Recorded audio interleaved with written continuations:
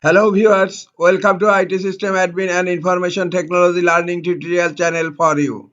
Today in this tutorial I am going to show you how to choose which folders appears on start next to the power button. Sometimes it becomes very important for you, so don't forget to watch full video. To choose which folder appears on start next to power button, click on settings. Now click on personalization, scroll down, click on start. Again, scroll down. Here you will find an option folders, and these folders appear on start next to the power button. Click on folders. Now which one you will turn on, that will added on next to power button on start.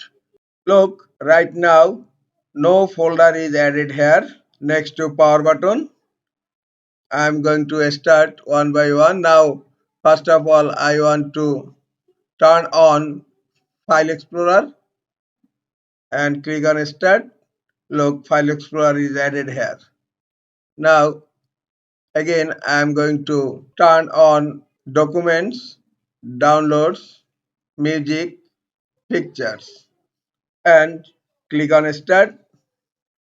Look, Pictures, Music, Download, Documents. All folders are added next to power button. This is all for today.